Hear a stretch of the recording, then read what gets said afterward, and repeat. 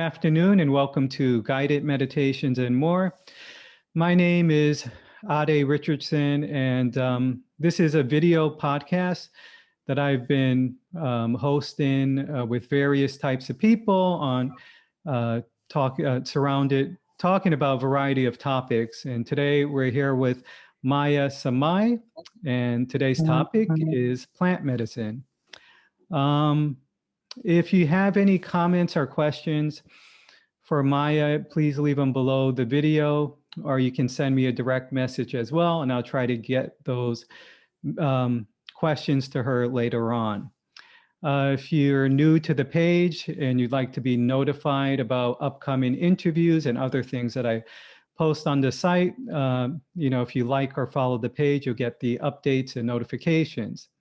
What else? I think I'm forgetting something else. And that's it. So today, also, I do offer guided meditations here Sundays at 8:30 a.m. Eastern Time and Thursdays at 7:30 a.m. Eastern Time. So we're going to get right into the conversation. So it's on plant medicine. I'm really excited to talk about this one because I don't know much about plant medicine, and other than my teenage years and early 20s when I experimented with psychedelics and stuff like that, but that was just for recreational use. So this is going to be a little bit different, actually quite a bit different, I suspect. So Maya, thank you for joining us today. Welcome. And thank you so much. Also, I just wanted to say apologies to everyone. I had some internet trouble today. I know this, some of you were expecting this interview to be at 8 a.m. Eastern Time. First of all, I got the time zone mixed up again, and then I couldn't get the internet working. There was an outage in our neighborhood, but thanks for your patience, and again, sorry about that. So where should we begin? So are we going to talk about, when you talk about plant medicine, is it primarily ayahuasca? That's one of the popular ones that, I hear about. And can you talk a little bit about what ayahuasca is for those who are just, don't know what it is at all? I can tell you about what I know. Okay. I'm not so into the like the physical thing about it. I actually am not very I haven't studied about the vine. I know it's a vine. There are some plants. I know there can be different leaves like chacruna and stuff like that, but I never been a person that actually looks into like ingredients or that kind of things in life in general. I don't look for the what's mostly. I look for the whys and hows and stuff like that, but never, well, that's just how I am, So in this case, that's also how I am. I haven't done no brewing. I don't, if I got my hands on medicine, it's because it was given to me. But for me, it started with, not with ayahuasca, it started with shrooms, actually. Not that I took it in the beginning, but it was like the shrooms were more like they came to me through a person that was a cultivator. So I began exploring what it was, and I began reading about it. And I explored about. I read a book about LSD, and it was a man that is called Stanislav Grof. And because my journey is about healing in, like, that was the main reason for me to begin with plant medicine, because I was going through a lot of stuff, and I couldn't grasp the entirety of the experience that I was going through. I couldn't understand why was all these things happening to me, and it was very magical, even before the plant medicine even came into place.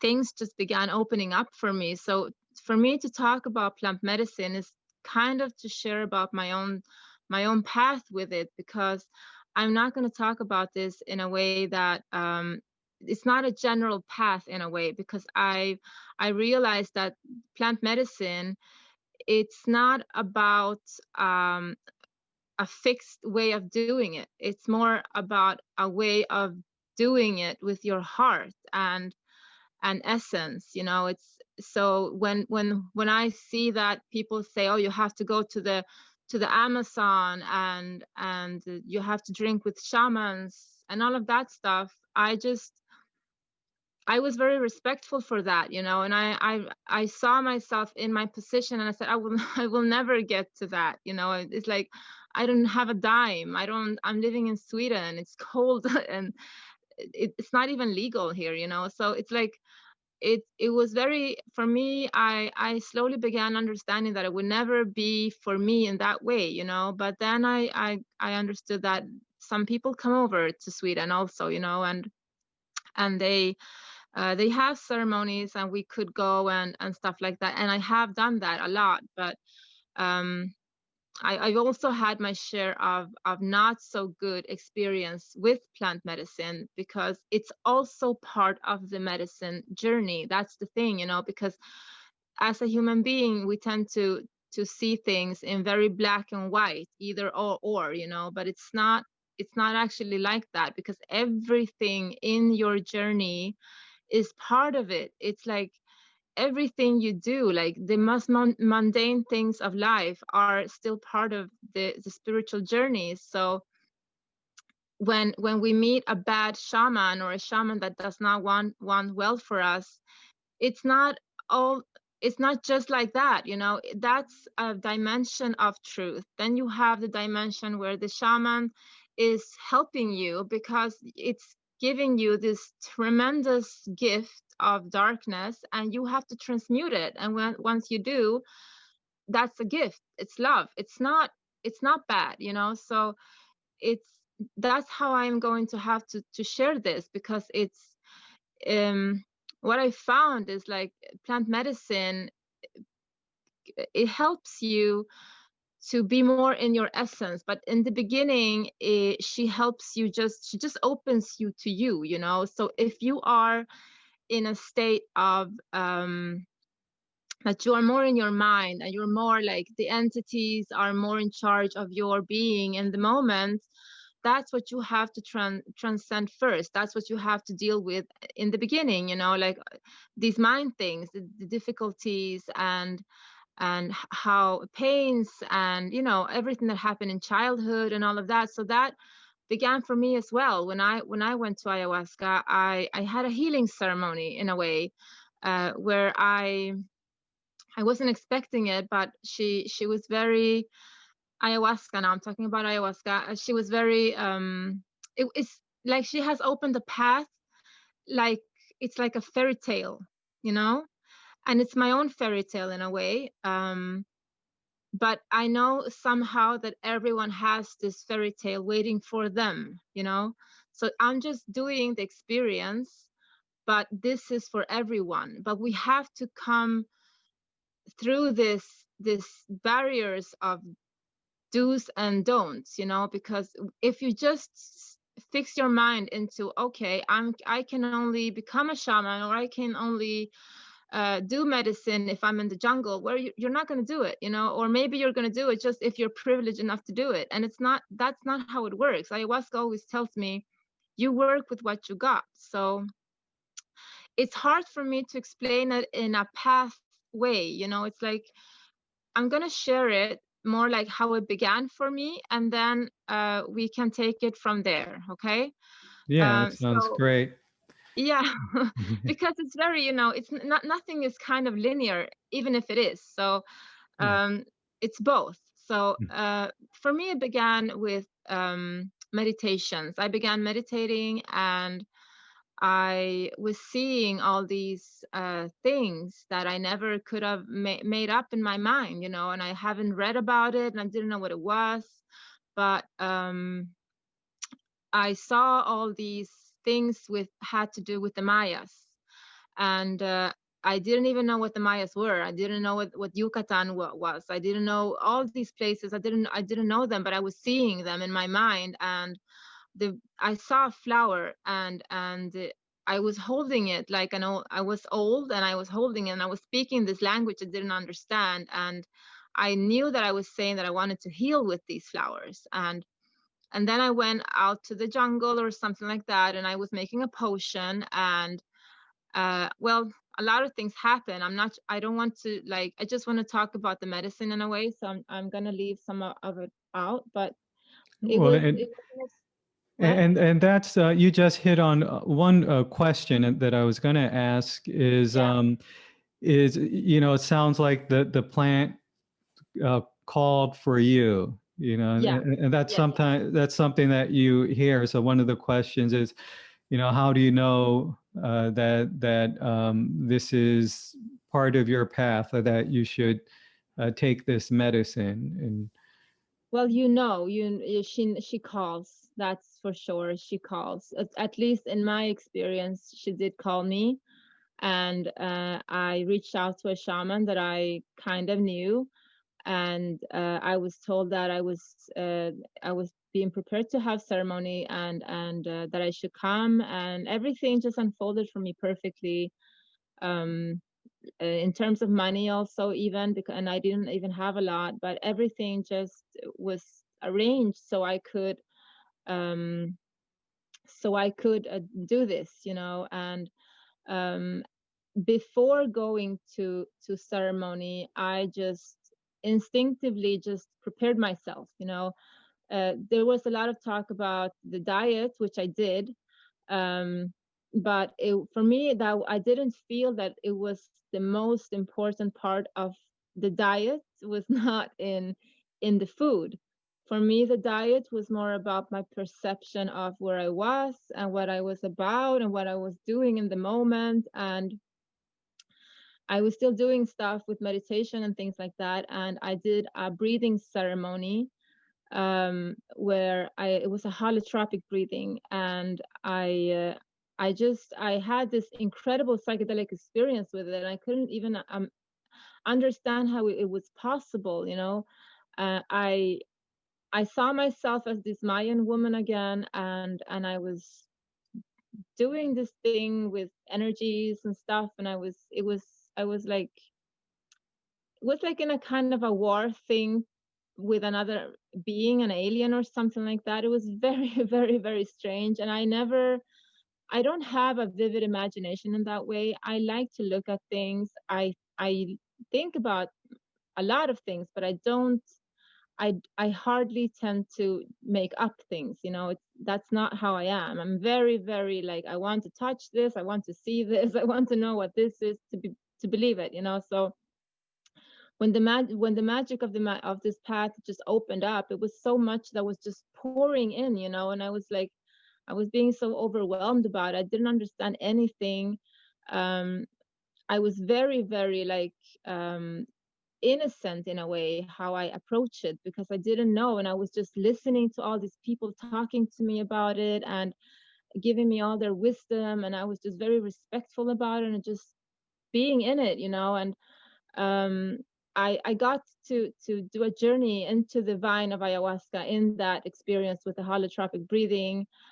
So it just enhanced my experience, and I just began understand began to understand that it had this link with the Mayas, because I saw parts of the Mayas again. And but I didn't actually understand what was waiting. I didn't understand anything about the path in itself. I just thought that I was having an experience as anyone else, you know. And I went to take the medicine, and I was really scared because I've been through a lot. I have sexual abuse in my life as a child and an adult, and I've been through a lot of things. So I was just like, oh shit, you know. I was really preparing myself to face myself and my darkness, you know. And they had this white and black ayahuasca, and they asked me, which one do you want, you know. And the black one was to face yourself, you know, like really. And the white was more like love and stuff like that, you know. And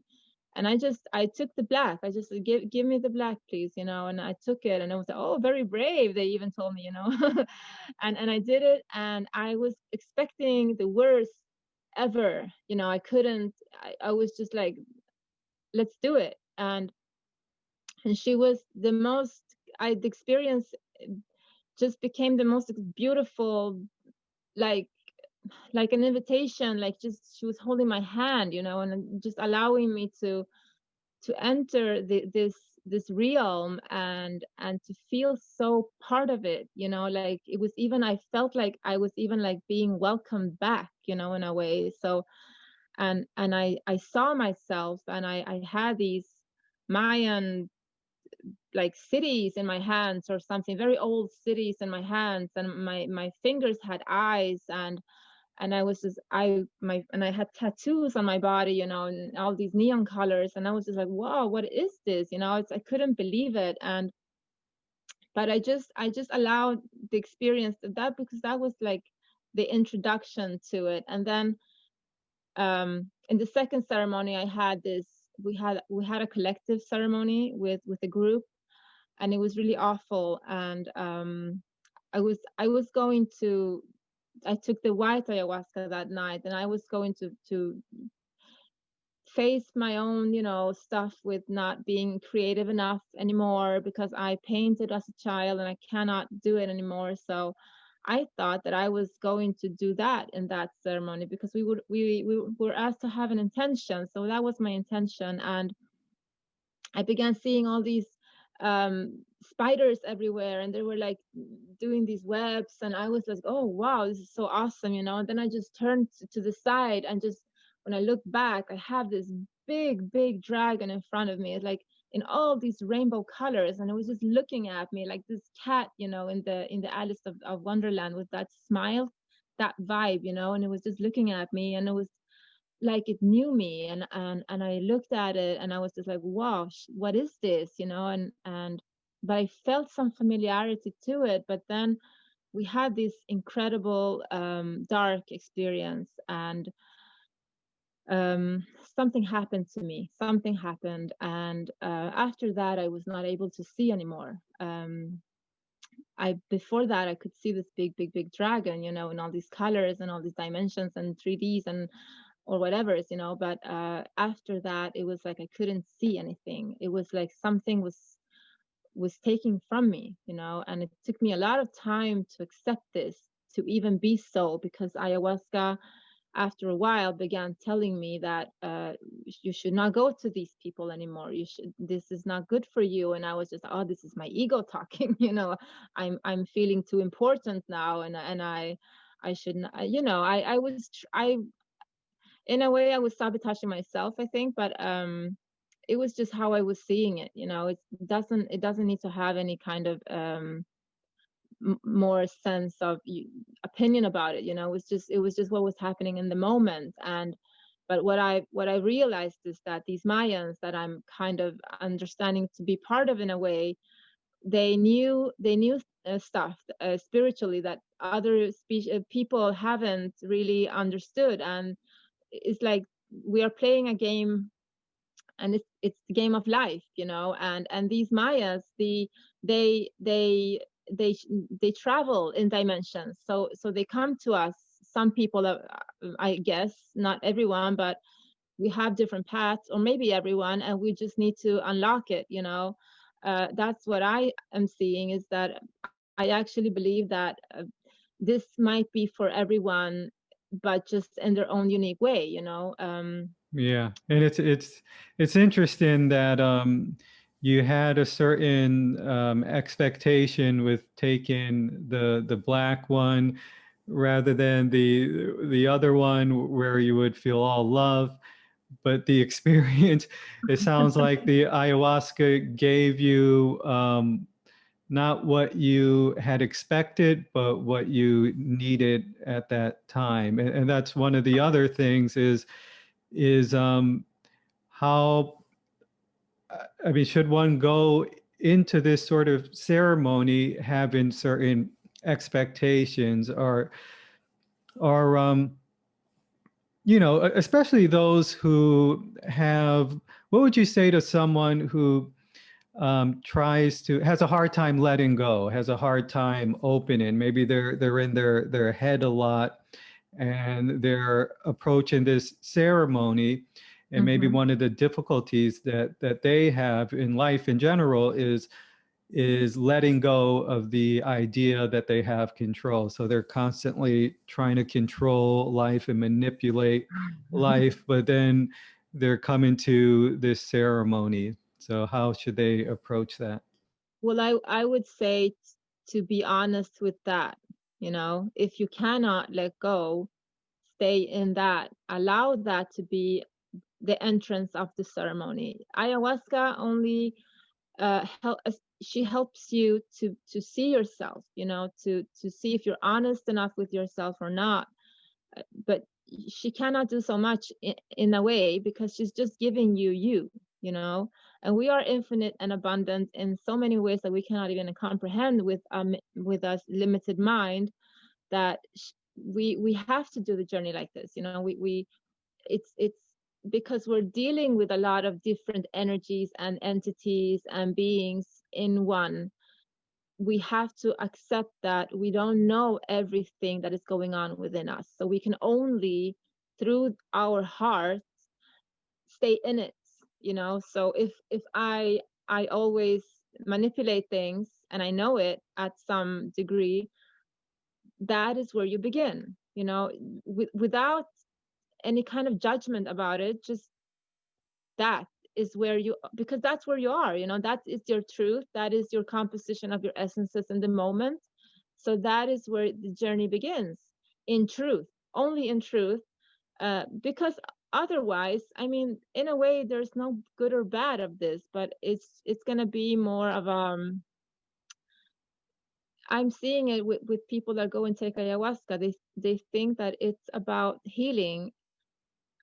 Not so much. The healing is in not in transcending the pain in that way.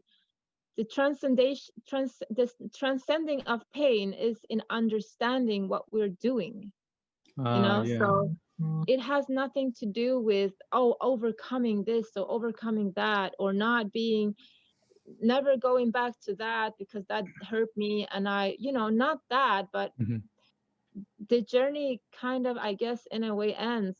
That part of it is where we can embrace the whole journey of life, and we can say, oh, this taught me that, and that was that, and just make this own experience. Because that, I mean, ayahuasca in a way is just, it's just another dimension of our life. And Yeah. what we're seeing, all these mythological beings and all these energies, it's like it's just actions, it's thoughts, it's intentions, it's all that is beneath.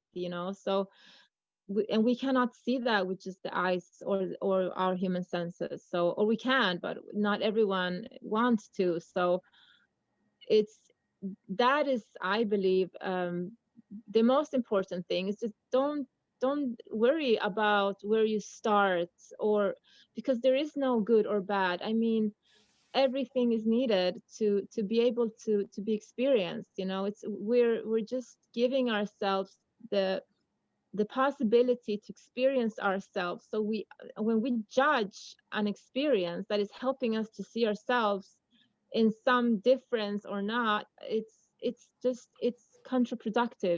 We're getting our energy and thought stream into something that is not in a way beneficial for us, but at the same time it can be, but you know what Yeah. I mean. It's like, Yeah, I mean, I experienced that yesterday. But both sides of it, I had an experience that I judged and thought I should be dealing with things in a different way, and it was a process of being able, like, I couldn't escape it because it happened, and I had to be with it, and kind of, just it took a lot of time for me. I know maybe some people can go through that quickly, but for me, it's sort of a process. So it's practice.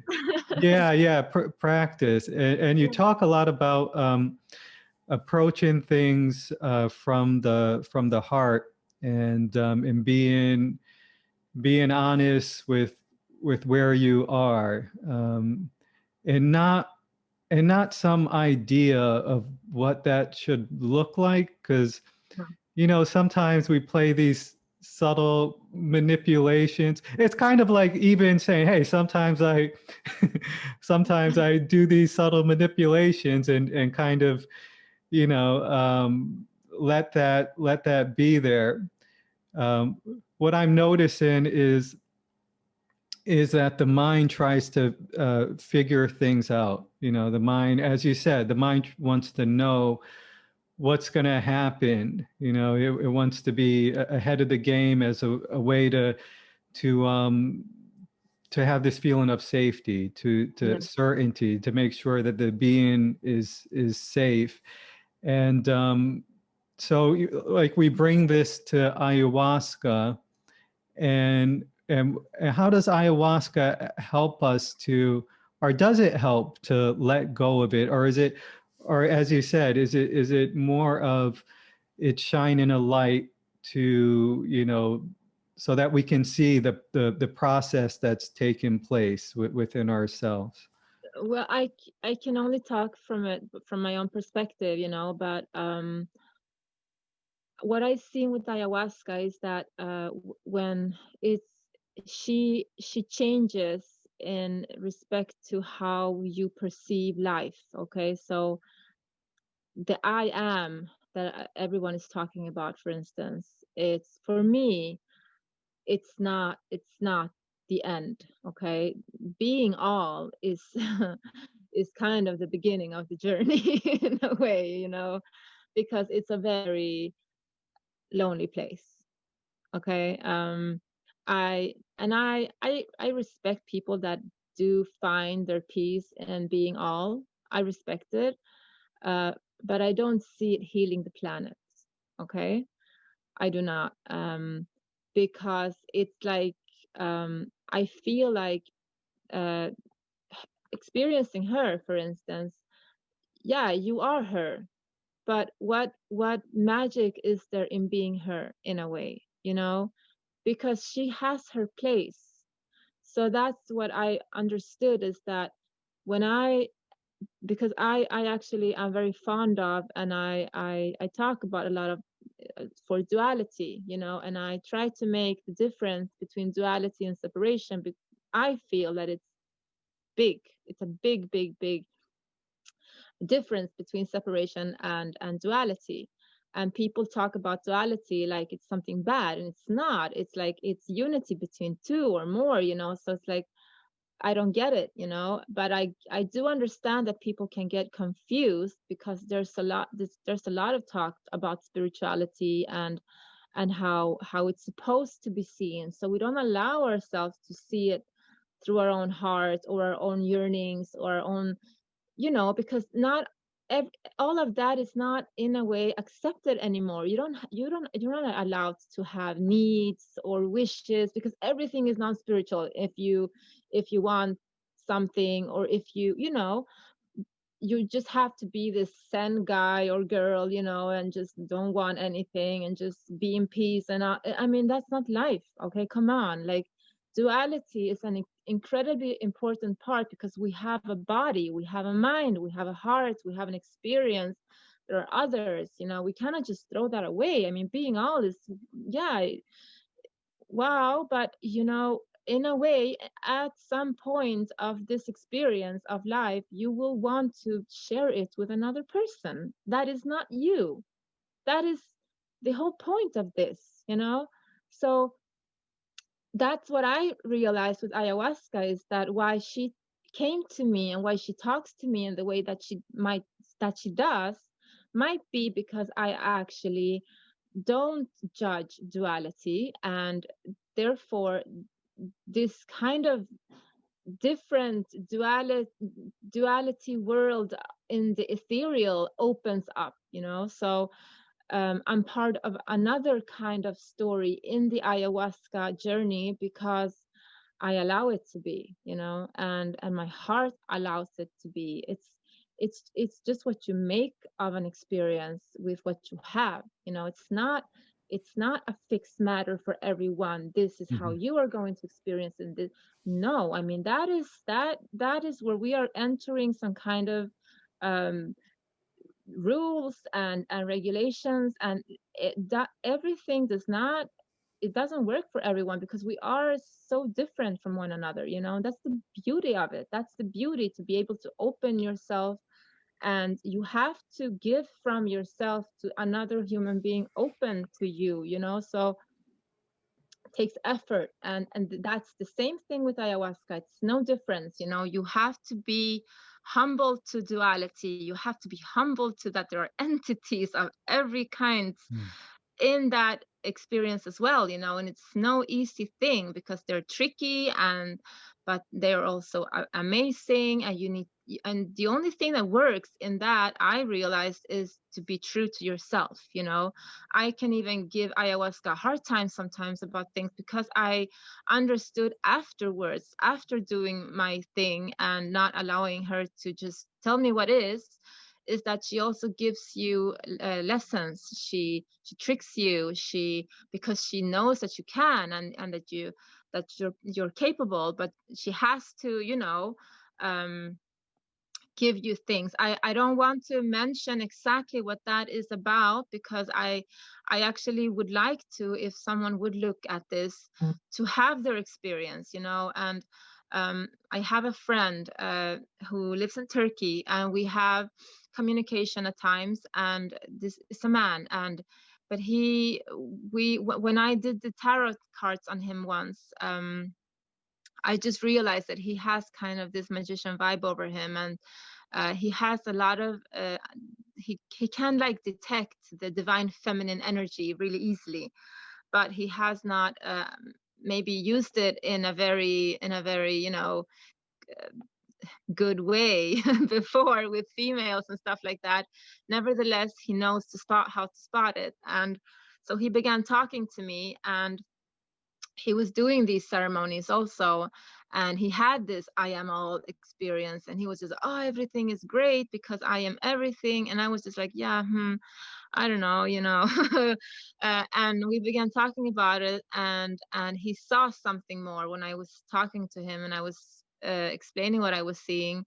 And he did that that journey. He just flipped it, and when he was in the ceremony with ayahuasca, he just went further, and he opened up the same path that I'm doing, the same path. That's why I realized that this is a thing, you know. This is a path. This is an offering from plant medicine for us to actually uh, materialize the soul in a way, you know. Because when we begin to leave the human being aside, like the most important part of this journey, and we begin to see the human being as a vessel and as a mean to travel this journey, and understand energies, and recreate ourselves in a way, from the pain and the sorrow and the things to more of empowerment and strength and magic, and, you know, all of that, from that. And nothing is taken away, you know. It's just integrated into a more expansive way of seeing it. Then the same thing happened to him, you know. So that is why I just understood that, okay, this is something that is waiting for us, you know. And I've seen a lot of shamans, and not everyone, of course. I'm not saying everyone is bad or something like that, but I actually do believe that we are in an era right now where the shaman is going to become um a mainstream thing, but in a good way, in an empowering way, where human beings have to accept that we have entities, we are dealing with entities, and we need to learn to love them, understand them, not get tricked by them, and a lot of different things, you know, that entities actually are part of, you know. So, and the entity, in a way, for me, is what is more of the mind, you know. So the I am in in my point of view, and I guess this can be quite unpopular, but is more about the I am, being all, you know, this super humongous ego in a way, where you are everything and nothing suffers because you don't suffer. That's the most, I don't know. I don't feel the compassion in that. I don't see the unity in that. I don't see the expansion which we are being asked to be part of. I don't see it, you know, and I try to be very, very respectful, because I do know that this thing is very, very it's delicate. It's a delicate matter when you wake up and you see things and you understand that you're seeing more than just what you knew and all of that. But in my case, I have experienced being all, and it was not pleasant. It was lonely. It was very it was not good. I didn't like it, and I just wanted to meet someone. I just wanted to see someone that was not me, you know. And ayahuasca disappeared, and the shrooms disappeared. Everything disappeared, just gone. And it was all me. And I feel that if people would understand this from this point of perception, maybe something shifts in how we actually perceive life and value it, you know. Because what I see all the time is that we don't value enough, and there's so much energies taking place where they should not, and vice versa, you know. And there's being this, they're like, it's being it's like the wheel is spinning and it's turning, but it's very, very difficult, because people don't want to be part of not being special, you know. But not being special is also part of it. So and if you have done the part of not being special, well, being special is your next step, you know, and vice versa. And it's not nothing for the ego to even feel anything about, because it's just completion. So Yeah, that's yeah. a good point. So you were saying, what was the order again? You were saying if you, it's not about being special, but maybe there's a time where it is, you know. So Yeah. it sounds like, you know, we're given what we need. Like some people need that feeling of feeling special, and there's a time where that's important, and there's a time where we gotta kind of we're asked to let go of that, or we're moved to let go of that. I just wanted to quickly just say hello to Sheldon and Glenn Meyer. Sheldon said, beautiful. There is a difference between duality and separation. Thank you. And he also said, love your spiritual discernment. So I just wanted to Thank you mention so much for sharing those that. comments. So where should we move into now? Oh, one question I did have in terms of, you know, there's some people that might get nervous about taking the plant medicine, Yeah. especially. I was curious to know about those people that may be recovering from addictions and things like that. So, oh, Glenn says, happy to see this. Okay. So those people that are recovering from, you know, alcohol or drug abuse, and, you know, maybe they're looking at this psychedelic and thinking that, you know, this could mean a relapse or something like that. Is there anything you can share? Can you share a perspective on that? I can. First of all, I don't feel that addictions is the bad thing. I feel that the thought about the addiction is the bad thing. So it creates a bad experience because it's programmed in from society that it's bad, you know.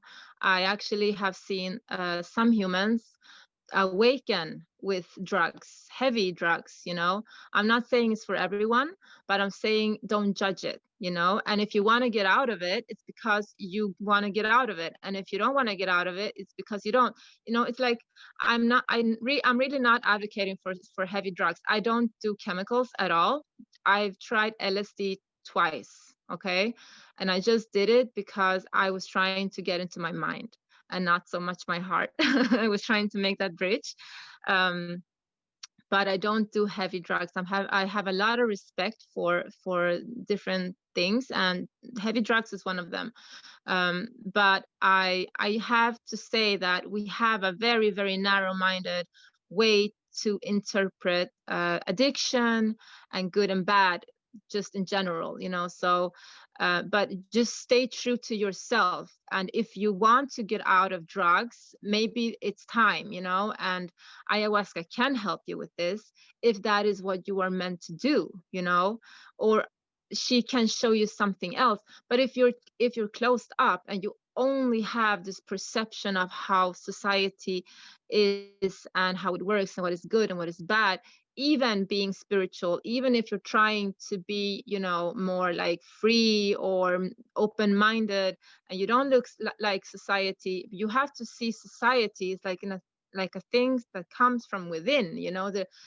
The rulership of society begins in you, you know, and that is what we're seeing outside of us, because so many people are allowing this to be like that, that it's manifesting in our outside world, you know. So it's within you. You have to ask yourself, what is ruling me? What kind of where is it feeling wrong? What is not being aligned, you know? And yes, of course she can heal you.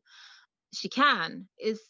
I mean, she even, I do know a woman that was in bed and she was literally dying, and she had all this help that came as nurses and stuff, and she went to ayahuasca ceremonies, and now she's walking, you know, and she was completely healed and even rejuvenated. And um, I don't talk to her much anymore, but she's a remarkable woman, very special, and ayahuasca really, really likes her, you know. She works a lot with her, and she's really awesome.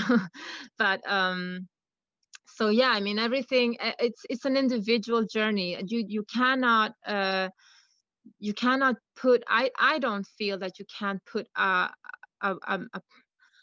like a box to it. It's like they say, oh, you have to be with shamans. Well, there are a lot of different shamans right now, you know, and I, in a way, ayahuasca, it was like she was showing me that I'm getting out, you know, because people need to find me in a way, you know, because even in the jungle, even in South America, we have a lot of patriarchy, you know, and it's very nestled in between, and all, and then there's the feminine and not, and you know. So I believe that we should actually be more discerning and just turning inwards, but not just within us, but without us is also within us, you know. So Oh yeah. Yeah, that might yeah. be a good segue to something that you wrote that I want to read if that's Yeah. okay.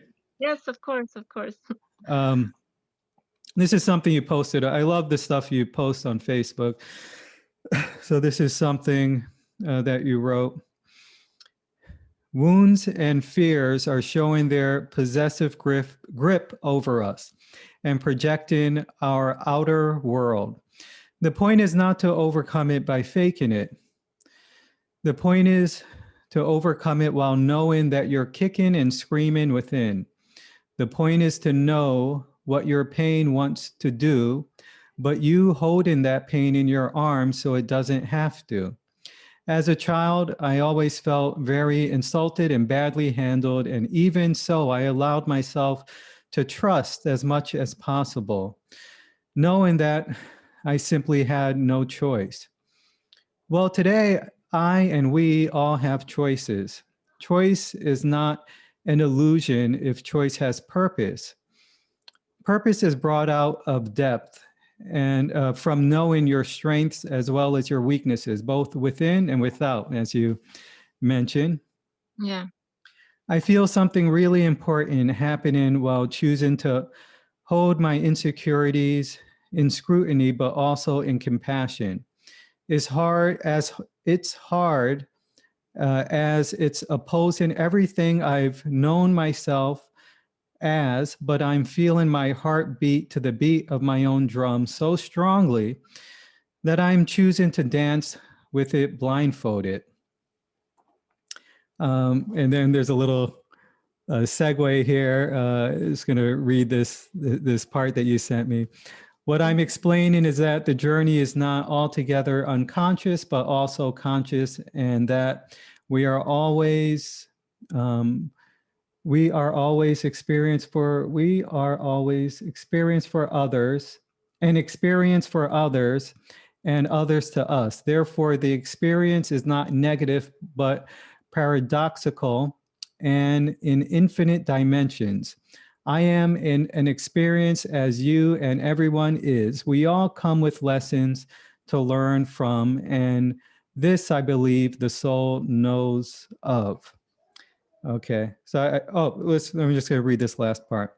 It Yeah. doesn't matter what I'm told anymore, and even if I choose to never see things in absolutes, I do know today that it doesn't matter if you find yourself as one or many or as all or nothing. Eventually, if after a long while we will want to share ourselves, even if after a long while we will want to share ourselves with others, and that others share themselves with us. This is the end of bypassing. This is the end of saying one thing and meaning another. To know me, you will have to come to me with your truth, ugly or beautiful. Just remember that we can all have different points of view on what that is, and I'm inviting towards more, to put together my world with yours and to start weaving a new reality. That's really beautiful. And Thank I you. actually got kind of scared when at the line,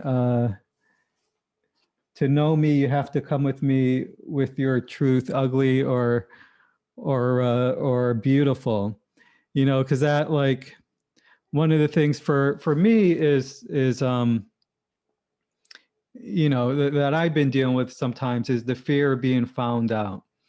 Yeah. What if someone, like, what if someone exposes or can see through my facade? Yeah, I show people what I want them to see. That's just kind of like Mhm. a habit of mine. And what if somebody sees that, through that, and sees the horrible person that I think I am, and so that's scary. And I see it, happening with a lot of people. Sometimes you're in a conversation with someone, and you're after the conversation, you finally get to relax when you go off on your own, because you can let go of that trying to hold this sort of image together. Yeah. So Yeah. what sounds like you're inviting is, like, just show me all of it. And one of the things that I think many of us connect to with you is that you show us all of it, so we can connect at that place, at our humanity. And Yeah. it's not like when I share things with you, or when you share Mhm. things, or when people share things with you, you're not like, oh my God, what the hell's wrong with you? And usually your response a lot of the times, which I appreciate, is you share something about yourself, and there's some connection there. So Healing isn't sharing yourself, I mean, it might look very ego-ish in a way, but it's not when it's uniting. The ego is about separation, and when the ego can be a part of uniting, it's learning something. The ego, or the entity, call it what you want, but we are teaching it.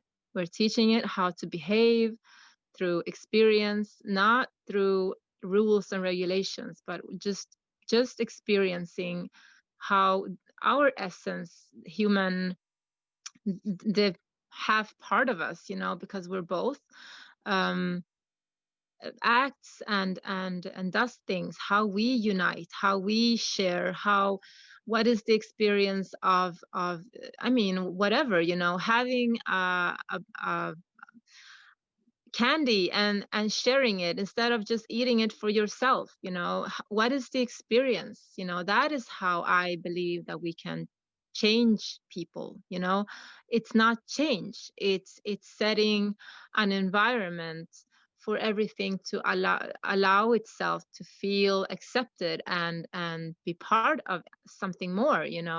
And this is also applicable to plant medicine, because I talk with a lot of dark entities. I talk with ayahuasca. I talk, most I talk with dark entities actually, because I'm part of a story in a way, and I'm doing my part in how I can do it with my life, with my tools, what I have been through, what I love, what I feel in my heart is important. That is what I bring to the table when I go into ceremony, So and we can all be part of that, with ayahuasca or without. I just love plant medicine because it just brings forth so much magic, so much of this, oh, finally it was worth it, feeling, because and it's you,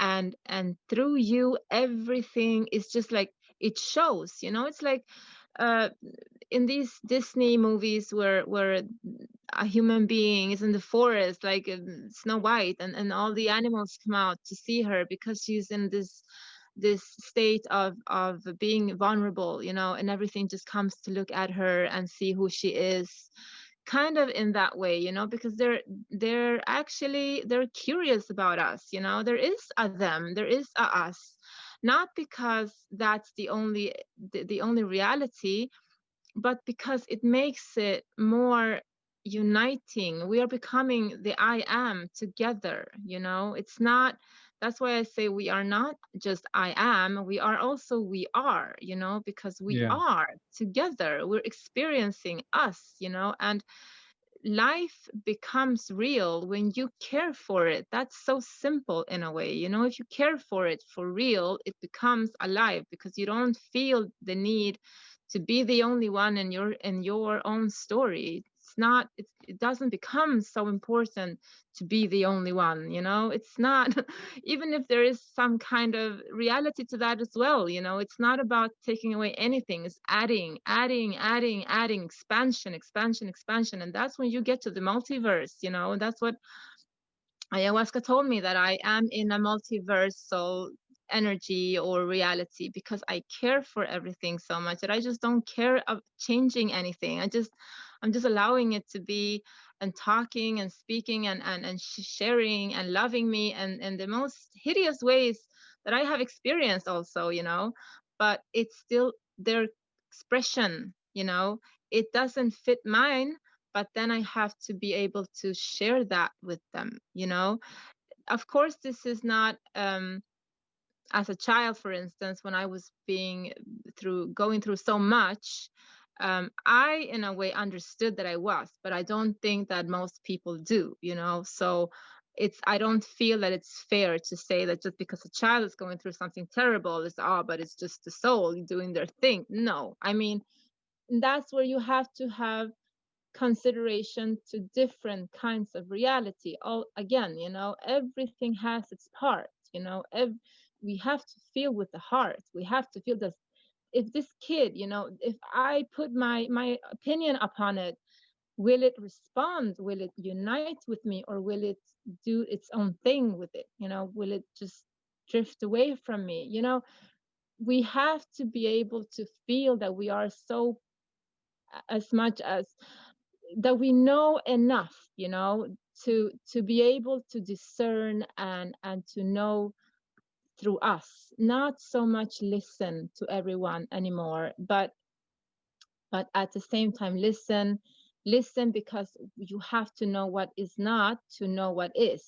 So it's all these, when what I'm trying to explain here is that everything gets to be in, and I know that it feels difficult, but it's not, because when you have these calculations, like, well, if you've been up, you have to go down, because that's the completion, or that kind of things just makes it more easy to see what is and what is not, what is fair, what is what is justice or balance, because we have these different measurements in life. We have them and we can apply them if we learn to use them, not in this boxy way, not in this calculating artificial intelligence way, but in the more, it's like bringing life to artificial intelligence. It's uniting the both,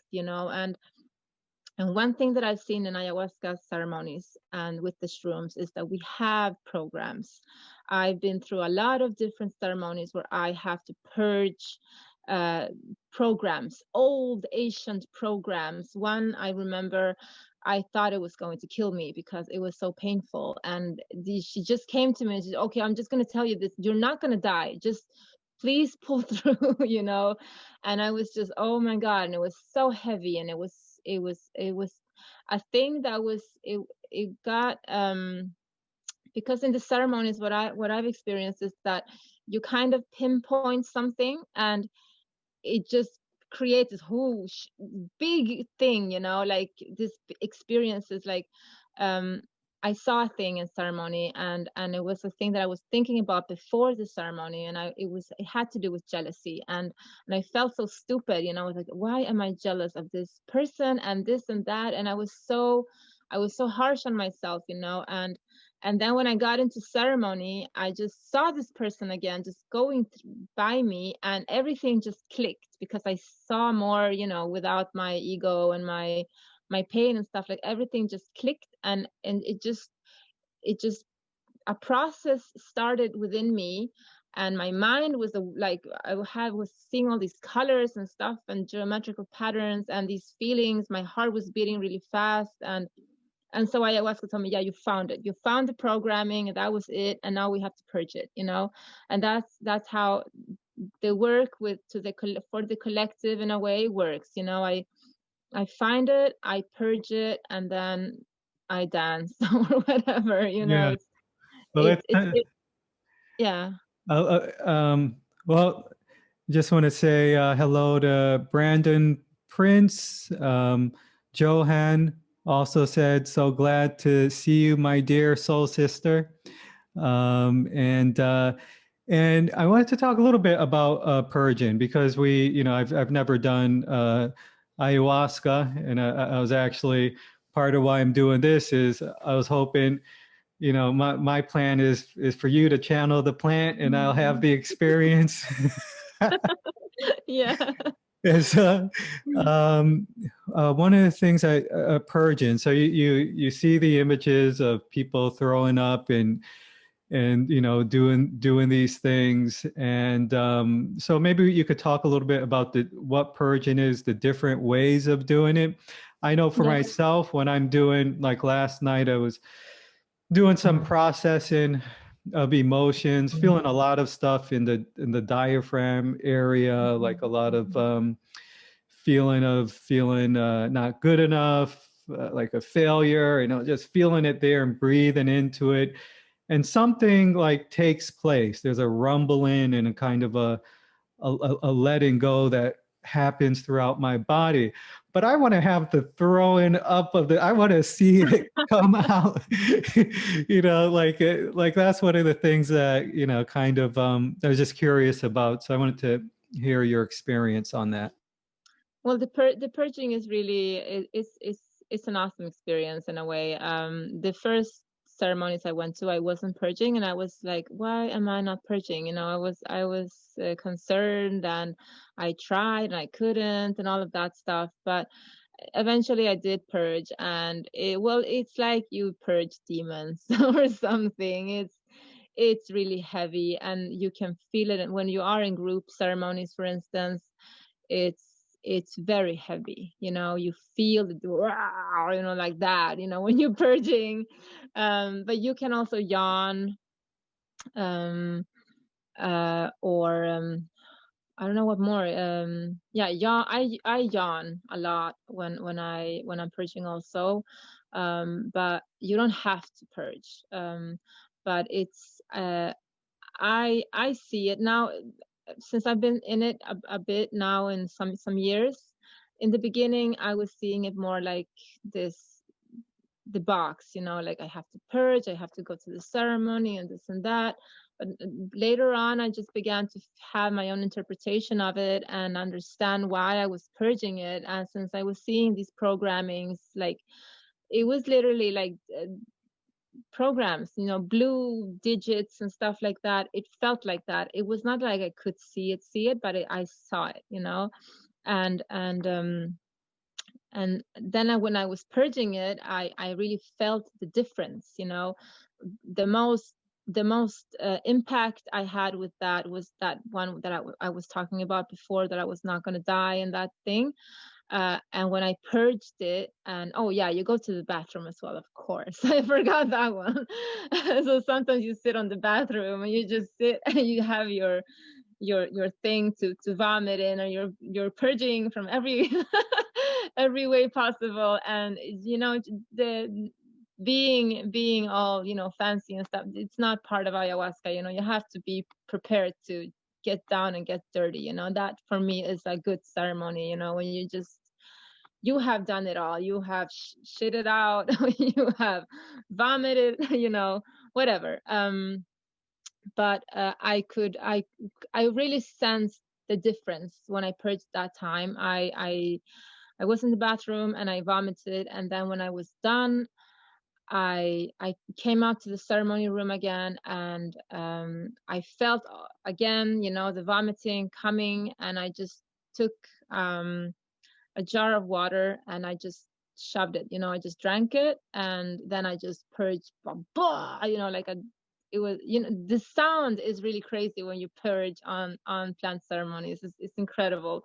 But then I just felt like my entirety was back, you know, because I had been through a difficult period in my life again, and I just felt like I'm back, you know. I felt like the butterflies was back in my chest, the rainbow energies were around me again, and I felt the dragon me, you know, going around me again, and I was in it again, you know. And I really felt the difference that time, and it was amazing. And I danced a lot after that, and we Oh, had an that's great. incredible ceremony. Yeah, it Yeah. was really awesome.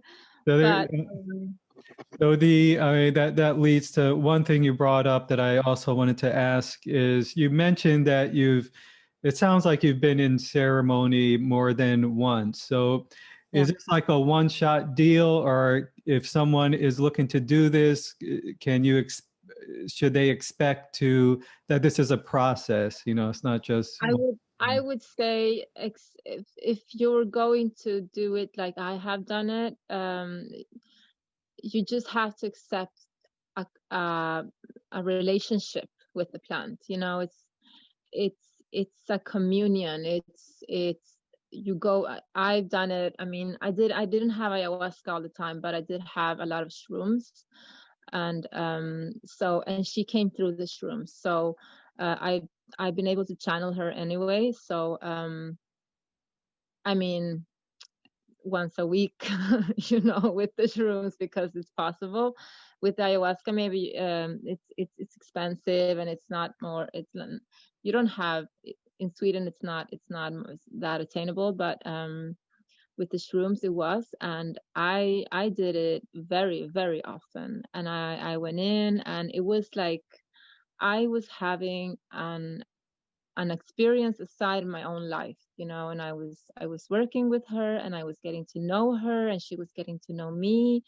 And there was a lot of preparation around it that I couldn't see it, you know. I couldn't understand it. But when I got into the ceremonies, I mean, I was even told that the house I was living in was for me to work in, and it was given to me by spirit, you know. And I was still in my 3D mode and of thinking like, what do you mean this house is for me? And it, you know, and but the walls began moving and talking and speaking, and you know. And I even had these priestesses on my walls, you know, that showed me how to move and dance, because dance is a very big part of it for me, some sing, some dance, you know, we do whatever we can.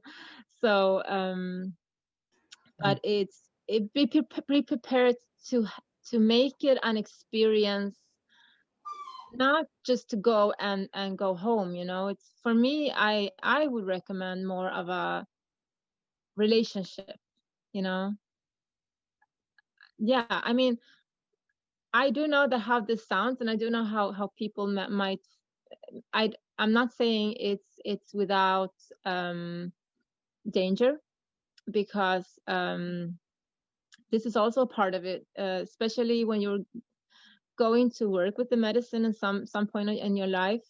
You have to go through the lessons yourself, you know. So um and they are not pleasant, okay, because they're about discernment, and this discernment is not even in the spiritual only, it's also in 3D. So you will get really difficult tasks to overcome or understand and heal and embrace and whatever, you know. But Well, that, it's, yeah. yeah, this is more of, this is more like a part of understanding and accepting that we are more than just human beings. Mhm. And I, for instance, I look for dragons. I've been told by ayahuasca that I am to find them, so I look for them. Can I you did, I explain don't, what that is for people that don't know? Like when you yeah. say look for dragons.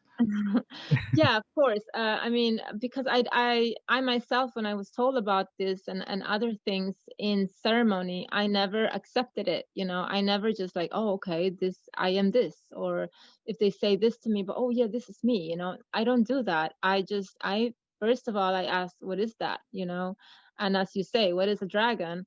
I didn't know at the time, and I asked around, and I got to talk to this man, was he's very wise, and I asked him about my part of my journey and what I was being told. And he said to me basically, well, that's your story to tell, you know. So, and that's what I realized. I said to myself, okay, so I am to tell me what this is, you know, and I have to find it, so it's, I see it, I feel it, this is about how I see things, you know. So a dragon for me is, is a very powerful human being, you know, a person that is in control of its light and its darkness, and that it knows that it has a lot of, because if you have a lot of darkness, you have the same amount of light, you know. And that is what people are so scared of understanding, is that, oh no, I'm not dark, I don't have any darkness, I'm only light. You're not just light. If you're saying that you're just light and you're showing that you're just light, when most likely you're the same amount of darkness anyway. So that for me is a dragon. And every kind of thing in this reality in 3D has its own explanation and interpretation in the ethereal. So, and that is how I interpret my life, through that kind of interpretations. The ethereal representations I bring back to my 3D life, you know. So that's how I work it. So everything is up for oneself to say what it is, but in a way, what you are, as I have seen it, is that we are our actions, because they become the definite um like expression of who we are, you know, because the action actually creates something, you know. It becomes form. So and it doesn't go away, especially not in the ethereal. So if you have been a bad person or you have hurt a lot of people, it's not going to go away, it's going to show. In a ceremony, that things show. And but at the same time, since you are all also what you see you are. So if you see, as I did once, I see a guy and I saw him as a devil, um and I could only see love in him, you know. I remember he was like, oh, he was hiding and stuff, you know. He didn't want me to see him because we were in the ceremony, and he felt, I guess, that I was seeing him. But I just saw him as a beautiful being, you know. And I guess that's on me then, in a way. But we see each other. And I've been seen as a very old woman, and I remember like crone, you know. And I remember before that happened, this person asked me, "What's wrong with you? You know, what are you doing that?" And I felt immediately how I changed.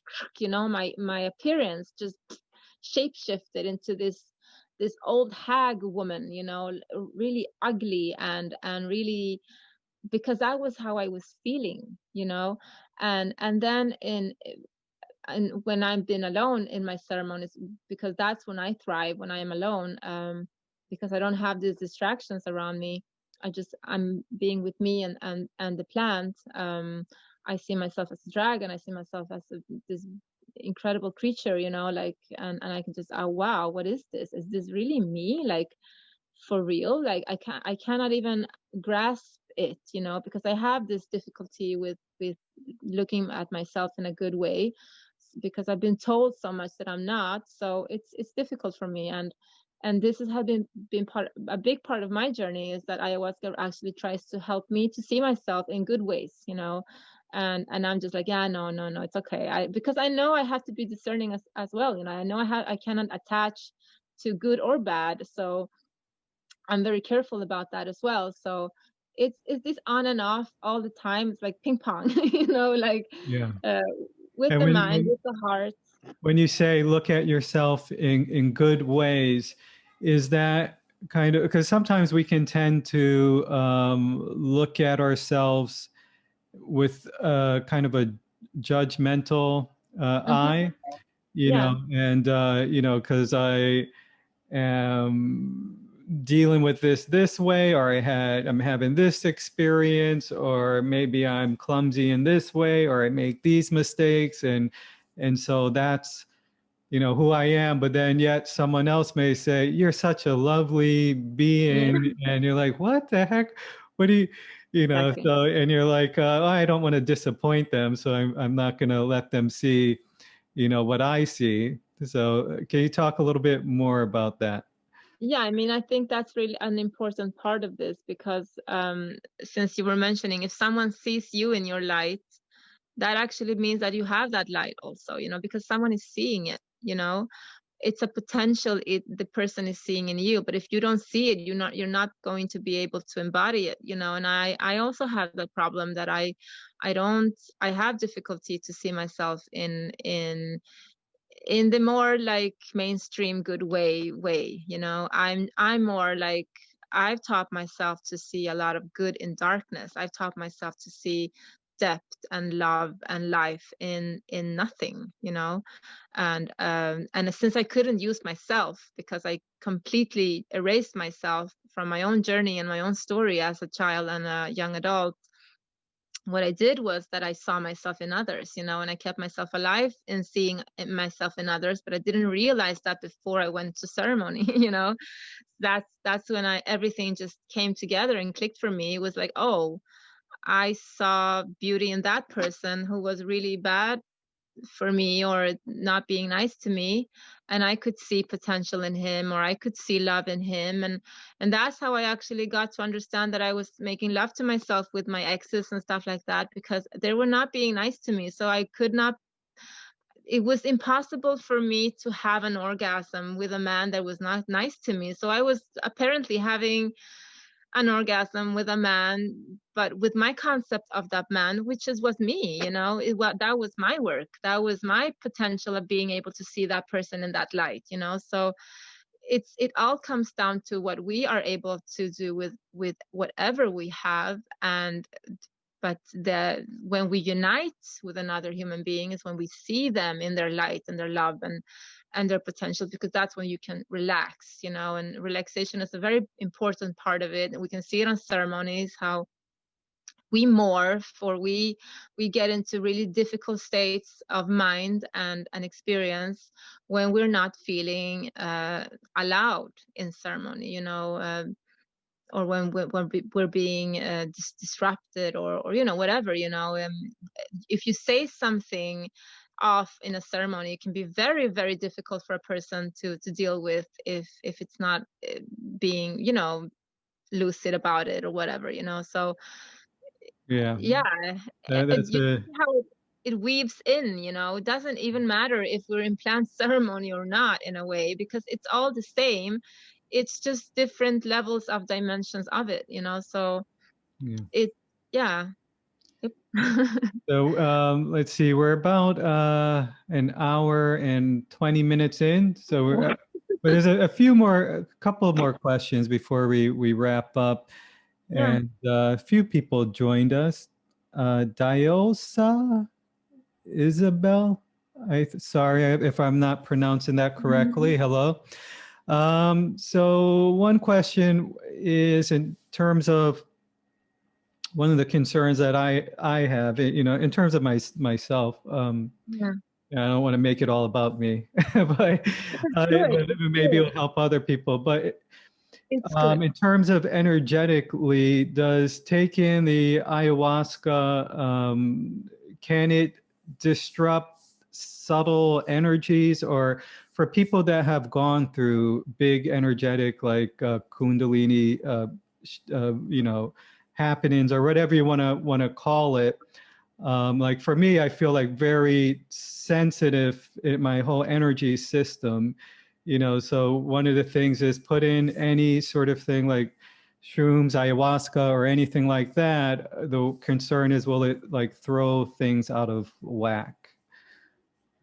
Yeah, it will. But the thing is that we need this out of whack thing to happen, you know, because the standstill and the reluctance to be able to speak truth is what is being the problem with our world right now, you know. So plant medicine is entering now because it's basically offering us to just be see our own truth, you know. Because even if you go to a ceremony, if you have intentions that are not aligned with your truth, that also will set off a reaction, you know. So this is not about good or bad. This is not even about pleasant anymore. It's about, do we want to heal this world or not, you know. And so the real people that are actually doing the real work in truth can come forward, you know. This is a very important part, and ayahuasca is very helpful for this because she discerns, she helps you to not be able to bullshit yourself, and you have to see yourself in whatever light you are in, you know. So, and that's what we call, I guess, a bad ceremony or a bad trip or whatever, you know. But it's just not being able to grasp your own truth. So So that brings us to our one of our the integration process. Can you talk a little bit, because I'm sure, you know, integration is a very big part of that. I mean, any shifts that I've had in, you know, on my journey, you know, it's been a big journey of just integrating that stuff. yeah, I would say before and after is very important, because if you go in and you don't understand anything, you can be pray for anything, you know. So what I found is this math, you know, the math of inclusion and of polarities and balance, which helps me to see, you know, am I integrated in this? Because I'm also part of the whole, you know. So before I was very accepting to others, but not myself. Now I'm trying to put in myself in the middle also, you know. And that is making others have to leave me because they were not being in my for my highest interest, you know, and they were not kind to me or whatever, you know. But I don't need to make that choice of saying you go, you go, you go. No, I say I choose myself, you know, because that's what's left for me.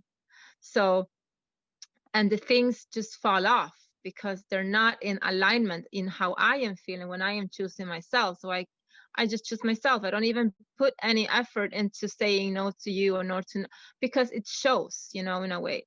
So that's, it's the same, you know, everything. I believe that if we have some kind of knowledge of how we are entitled to different parts of our experience, you know, some people are really holding on to some parts of this experience, and it's really creating an imbalance, you know, because these people are seeing the experience through the 3D world, but trying to make it about spirituality, which is not good, not good.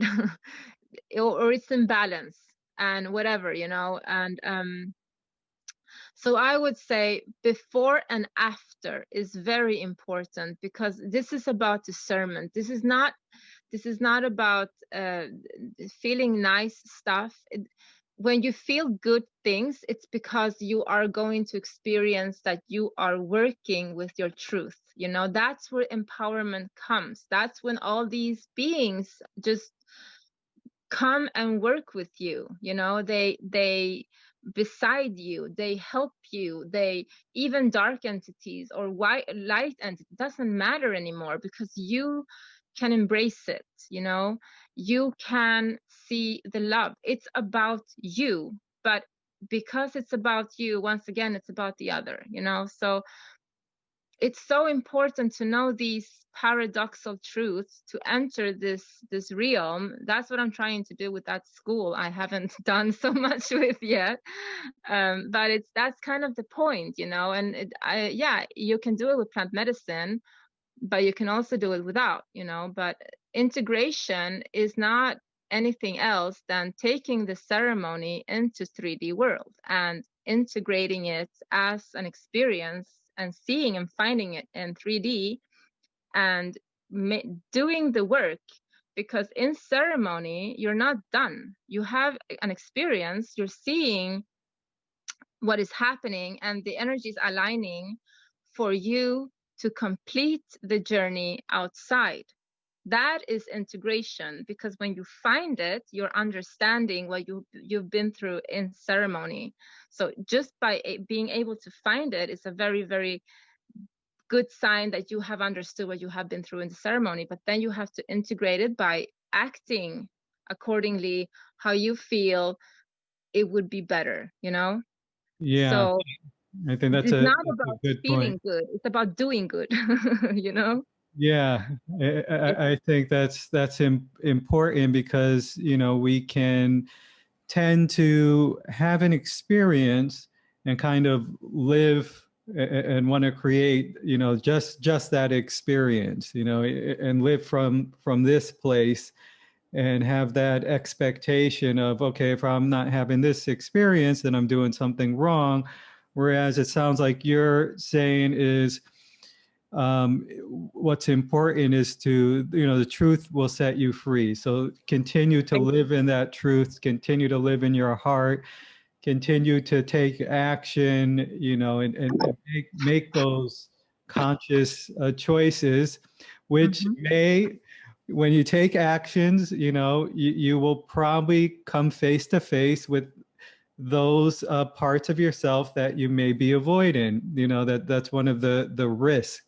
And for someone who wants to avoid that uncertainty, or, you know, going into those unknown sort of dark places that might be a little bit scary, but it sounds like we're going to have to at some point, or, you know, that's part of the journey. I just wanted to say hello to Ron Lee, Kid, welcome, and Cecilia, thanks for watching. So we're going to begin to wrap it up. So do you offer any? I know, I think we have talked about this before, and it sounds like this is something you're still kind of working on. But do you offer any services? Or you did mention this school, and can you talk a little bit about that? Where maybe if you do offer services, where people can contact you. And also, are you doing any ceremonies or anything like that? Or Well, no, I'm not doing ceremonies. As I mentioned before, I have a very, very difficult living situation. So all I'm doing, all I've found is have been with closed doors, a lot of privacy, and carefulness, because I've been with authorities, with, you know, I have been dealing with stuff that is very delicate. And so, I mean, I was basically having ceremonies at night and wrapping them up 6 in the morning and getting breakfast done 7, you know, to get kids to school, and no one would know anything. You know, my children never knew anything about anything. So, but the big why, because this was so important to me. When I found what I found, and I saw the immense change that this meant for everyone that I could see, was when I got involved in it, really involved, and put my energy in it, and I my heart and my soul, and I just felt like this is it, you know. But at the same time, the more progress I did, the more difficult my life became. So it's because it's empowering me, yes, but it's difficult. It's not supposed to be easy, and life is not supposed to be easy, which is it's teaching us this, you know. And once we enter these ethereal realms, it shows, you know, that you tap into truths that are very important, and this happens, you know. So I think that I'm doing this because I'm trying for other people not to be able to get into these messes that I have been in, you know. But it's really hard. So I've been working with elderly, and I've been, you know, doing my societal part as a good citizen in a way. So it's been very hard for me to help people in another way than just with my Facebook and with what I write and stuff like that, you know. So I want to do more. I just got laid off again, so I will be trying again to make this more a thing, and try to develop the school more, because I do believe that I have kind of a concept, and I know how to show this, and I know how to teach it in a way. But I've just worked on my insecurities and my personal life. And so if you want to come in contact with me, just add me on Facebook and talk to me, you know, and just ask me things, or come to the school and at least just become a member of it, you know. And so when eventually when I get to it, and I can wrap around my head of my life and stuff like that, because that's my difficult part, is the material part. Then I can begin, because I haven't seen so much interest before, you know. I've seen a lot of interest in what I write and stuff like that, but when I launched the school, I didn't see. I was trying to make these webinars and no one was coming, and it's difficult, you know. I'm trying to be very honest about this. This is not just a one-time thing and it's done. It's hard work, you know, because I'm coming with a truth that is not very popular. It means that many are going to have to reconsider things, but it does. I do know that, and I do sense that people resonate with it, and it's because I said to myself, well, we have a heart, and I have a heart, he has a heart, she has a heart, we have brains, we all have kind of the same things to work with, you know. So we're resonating because of that, I think, you know, because it's a truth that is more essential. It's not a truth that is thought. It's not a truth that is, it's not calculated. It's not being, you know, we haven't mapped it just with this. It's essential. That's why life is in it. That's why it's difficult. That's why it's, because difficulty gives our highs also, you know. We get depth and sense of purpose and all of these things that we don't have today. You know, parts of the world need to have different kinds of experiences, you know. Some parts have had these experiences over and over and over again. It needs to change, you know. It's not, and I guess that's not popular, you know, because no one wants to know that pain is up. You know. But in a Yeah. way, it's what it is, you know. But the thing is that some people or some countries or some parts of the world has done this alone, you know, all by themselves. And the offering is that we are offering hands to hold while we do this together this time, you know. So we did Yeah. it alone. Some will do it. The brave ones that are going to want to do this now, well, they have hands to hold, and I am one of them, you know. So I am, I want to teach this. I want to be there, you know. I'm just trying to find ways how. That's why I don't have anything really done yet. Just the school as a concept. But No, contact me on great. Facebook. That is the easiest way, I would say. Yeah, and I think it's going to all come together, and you Yeah. know, a lot of people will benefit from it, you know, because you do the work, and the best teachers are always learning, the best healers are continuing to heal, and you certainly like go in there and do the work, so you have a lot to offer. Um, what else was I forgot what else I was going to say. I think that's about it. Drawing a blank. All right. Well, I was just going to do some closing announcements. So also thank you everyone for joining the discussion. And again, this is Guided Meditations and More. My name is Ade Richardson, and we're having a conversation with Maya Samay. The topic for today was plant medicine, but it was much more than that, you know. And if you want to be notified about our upcoming meditations and other things that I post on the page, then if you like or comment or like or follow the page, you'll get the updates and notifications. Um, Also, if you have any comments or questions for Maya, you can, I'll put a link to her Facebook in the description. People can send you messages. Would that be Yeah. okay? Yeah, Yes. I messages. mean, I don't answer everyone, but I do see Mhm. when someone is interested in something. I feel it, and I see the comment. I see it. You know, when someone really wants to contact me, I can feel it. Yeah. Okay, great. Yeah. And also, if you want to leave comments below this video, you know, as well. And oh yeah, so when you do get the school up and running, you know, hopefully you come back here and talk about it.